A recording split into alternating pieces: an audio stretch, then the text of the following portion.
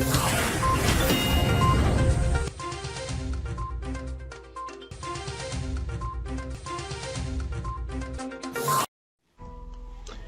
के प्रशिक्षण सत्र में हम एक बहुत ही महत्वपूर्ण बिंदु पर विचार करेंगे और यह है प्रथम सूचना रिपोर्ट। एफआईआर कैसे दर्ज की जाए। मेरे पास बहुत सी शिकायतें आती हैं कि हमारी एफआईआर थाने पर नहीं लिखी जा रही, तो इसके लिए जो विधि के प्रावधान है उनके संबंध में आपको बताऊंगा। सबसे पहले इसमें जो चैप्टर 12 है, अध्याय 12 दंड प्रक्रिया संहिता का, सीआरपीसी का, उसकी जो धारा 154 है वो बहुत ही महत्वपूर्ण है। उसमें दिया गया है कि अगर किसी भी संज्ञेय अपराध की सूचना थाने पर इतला दी जाती है तो officer in charge of the police station यानी कि एसएचओ या प्रभारी निरीक्षक जो इंचार्ज है उसका दायित्व है कि वह एफआईआर को दर्ज करेगा। यदि वो ओरली भी दी जाती है यानी कि मौखिक रूप से दी जाती है तो उसको रिड्यूस करेंगे राइटिंग में, लिखित में उसको कराएंगे और उसके बाद पढ़कर सुनाया जाएगा कि एफआईआर में क्या लिखा गया, उसका कंटेंट क्या है। तो इस प्रकार से एफआईआर लिखने का दायित्व एसएचओ का है। कई बार एफआईआर लिखने में आनाकानी की जाती है, कारण बहुत से हैं। जो मैंने अभी तक इसके कारण देखे हैं उसमें सबसे बड़ा कारण आता है भ्रष्टाचार। बहुत से लोग भ्रष्ट हैं, एफआईआर नहीं लिखना चाहते। बड़ी स्पष्ट डायरेक्शंस दी जाती हैं कि किसी भी अपराध को मिनिमाइज ना किया जाए, किसी भी अपराध को लिखने में कोई कोताही ना की जाए, लेकिन फिर भी कुछ लोग इस प्रकार की कार्रवाई करते हैं। तो उसके लिए भी अब प्रावधान बहुत ही स्ट्रिंजेंट बना दिए गए हैं। इसके बारे में मैं आपको बताऊंगा कि ऐसी स्थिति में आप क्या करें। उसके कारण कई हैं कि जिसमें एफआईआर लिखने में मना करने में, एक मैंने बताया भ्रष्टाचार, दूसरा कई बार हो सकता है कि मल्टीपल डायरेक्शंस हो। कहीं कई बार कोई पॉलिटिकल बॉसेस से या किसी इस तरह के हमारे जो वरिष्ठ अधिकारी हैं उनसे कुछ क्लियर डायरेक्शन अगर नहीं मिल पा रही है तब भी एफआईआर में डिले हो जाता है। कई बार कुछ घटनाओं को बढ़ा चढ़ाकर या झूठ बोलकर लिखाया जाता है जिसका एसएचओ को पहले से ही मालूम है, तो उसमें भी वो कई बार डिले करते हैं। लेकिन ऐसे सभी मामलों में आप क्या करें। अगर एफआईआर लिखने में थाने पर आनाकानी की जाती है तो उसके लिए प्रावधान है हमारा 154(3) में ही दिया हुआ है, जो सबसेक्शन 3 है उसमें दिया हुआ है कि उसकी इत्तला फिर जो पुलिस अधीक्षक हैं, जो डिस्ट्रिक्ट के एसपी हैं, उनको बाय पोस्ट, रजिस्टर्ड पोस्ट से भेजी जा सकती है। और ऐसी कंडीशन में अगर उसमें संज्ञेय अपराध बनता है तो पुलिस अधीक्षक इसको स्वयं रजिस्टर कराकर उसकी खुद ही इन्वेस्टिगेशन भी कर सकते हैं और अपने किसी भी सबऑर्डिनेट पुलिस अधिकारी को इन्वेस्टिगेशन के लिए सौंप सकते हैं। तो ये प्रावधान 154 सीआरपीसी में दिए गए हैं। अब इसमें कोई भी अगर इंफॉर्मेशन मिलती है एफआईआर के लिए तब उसमें क्या क्या होना चाहिए और उसमें आपको कॉपी किस प्रकार से दी जाएगी, मैं इसके बारे में बताऊंगा। यदि आपने एफआईआर लिखाई है तो इन्फॉर्मेंट को उसकी निशुल्क एक कॉपी तत्काल उपलब्ध करा दी जाती है। साथ ही जो एफआईआर लिखी गई है उसकी जीडी में भी एक एंट्री दर्ज की जाती है और इस पर सभी पर टाइम भी लिखा जाता है कि घटना का समय क्या है, घटना रिपोर्ट कब की गई है। तो इसमें कोशिश करनी चाहिए कि एफआईआर में सही तथ्य लिखे जाएं, उसका विस्तार पूर्वक लिखा जाए। कई बार कुछ चीज़ें छूट जाती हैं, जैसे कोई ओमिशन हो गया, आप जो है संकट के समय में है, आप पूरी तरह से नहीं देख पाए, तो एफआईआर में सभी फैक्ट्स का आना ये भी कोई जरूरी नहीं है।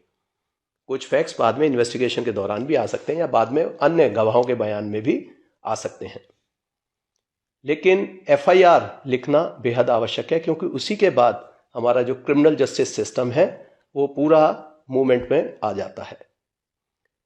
तो एफआईआर अगर आपकी पुलिस के द्वारा फिर एसपी को भी अप्रोच किया तब भी नहीं लिखी जाती, तो फिर इसका एक ऑप्शन और है जो धारा 156 है, उसमें 156(3) के तहत जो वहाँ के जुरिस्डिक्शनल जो मैजिस्ट्रेट हैं, जो जुडिशियल मैजिस्ट्रेट हैं, वो इस पर इन्वेस्टिगेट करने के लिए आदेशित कर सकते हैं। और इन्वेस्टिगेट करने का अर्थ है कि एफआईआर को पंजीकृत किया जाना। वर्ष 2018 में सीआरपीसी में संशोधन किए गए, काफ़ी महत्वपूर्ण है ये संशोधन भी।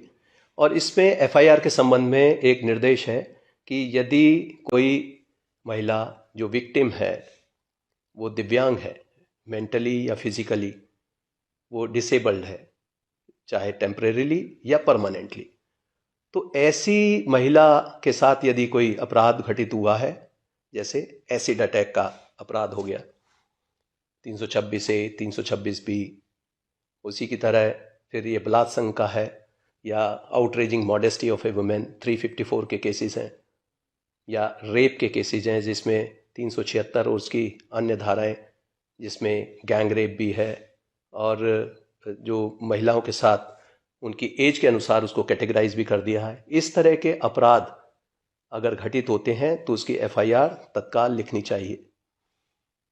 और यदि वो चाहते हैं कि उनके जो प्लेस ऑफ कन्वीनियंस, जिस स्थान पर वो महिला है, वहां जाकर जो पुलिस स्टेशन इंचार्ज है उनको एफआईआर दर्ज करनी होगी और उसकी कॉपी एक निःशुल्क वहीं पर देनी होगी और तत्काल उसका इन्वेस्टिगेशन शुरू करना होगा।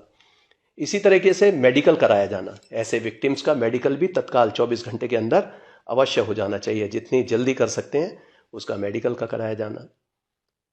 इसी प्रकार से 164 के बयान जो मजिस्ट्रेट के समक्ष होते हैं, कलमबंद बयान जिनको कहते हैं, तो वो भी विक्टिम का अति शीघ्र करा देना चाहिए। यदि इस पे लापरवाही की जाती है तो ऐसे मामलों में यहां तक प्रावधान कर दिए गए हैं कि आईपीसी की जो हमारे धारा 166A है, जिसमें पब्लिक सर्वेंट अगर कोई कोताही करता है एफआईआर लिखने में, इन अपराधों के संबंध में जो महिला संबंधी अपराध हैं, जैसा कि मैंने बताया 354A-B और साथ ही 376 का D, इस प्रकार के जितने भी अपराध हैं उन सब में अगर थानाध्यक्ष एफआईआर पंजीकृत समय से नहीं करते तो उनके खिलाफ भी एफआईआर हो सकती है और उसमें सजा का प्रावधान है 2 वर्ष की, इसमें मैक्सिमम सजा हो सकती है और इसमें 6 माह से कम की सजा नहीं होती।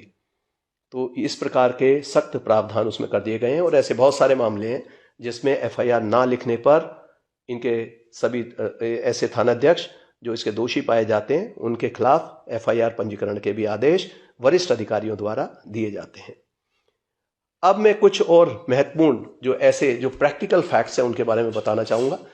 कुछ लोग एफआईआर के एक इंसिडेंट की कई एफआईआर लिखाना चाहते हैं। इंसिडेंट एक हुआ है, उसको तरह तरह से पेश किया गया, तो ऐसी एक इंसिडेंट की एक ही एफआईआर होती है, उसकी कई एफआईआर नहीं हो सकती।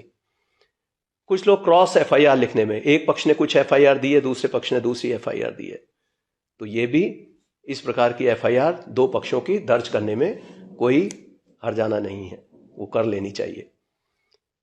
फिर कई बार ऐसे मामले हमारे सामने आते हैं कि इंसिडेंट कई हुए हैं लेकिन उसकी एफआईआर एक लिख दी गई, तो इसके लिए भी प्रावधान है कि हर इंसिडेंट का अलग अलग एफआईआर लिखा जाना आवश्यक है। जैसे मोटर वाहन के चोरी के बहुत सारे मामले ऐसे होते हैं, अपराध को छुपाने की दृष्टि से, संख्या कम करने की दृष्टि से।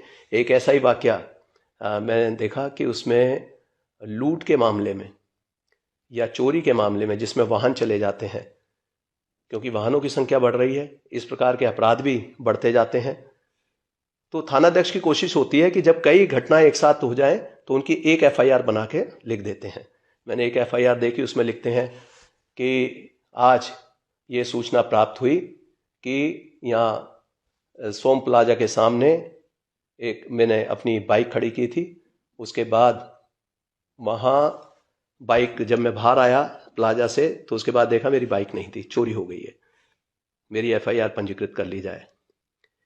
मैंने वहाँ जब मौके पर सोम प्लाजा के आसपास कर्मचारियों से बात की तो उन्होंने कहा कि यहाँ पहले भी कई घटनाएं हो चुकी हैं, यहाँ 6 मोटरसाइकिल या इस तरह की चोरियां पहले भी हो चुकी हैं, तो लगता है कि यहाँ अक्सर चोरी होती रहती हैं और 7 गाड़ियां यहाँ से चोरी कर ली गई हैं, तो एक एफआईआर में इस तरह लिख दिया गया।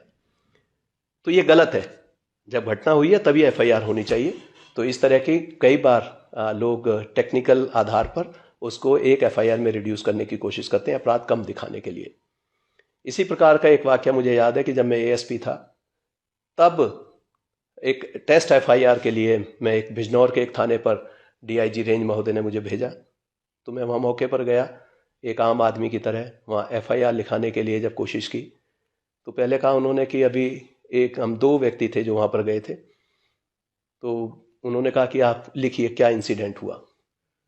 तो मैंने अपने एक साथी को थाने पर छोड़ दिया कि आप इंसिडेंट लिखाइए इसमें, और उन्होंने कहा कि आप चलिए जो घटना हुई है घटना स्थल हमें दिखाइए। उन्होंने गाड़ी में बिठा लिया मुझे पीछे और फिर हम घटना स्थल पर गए।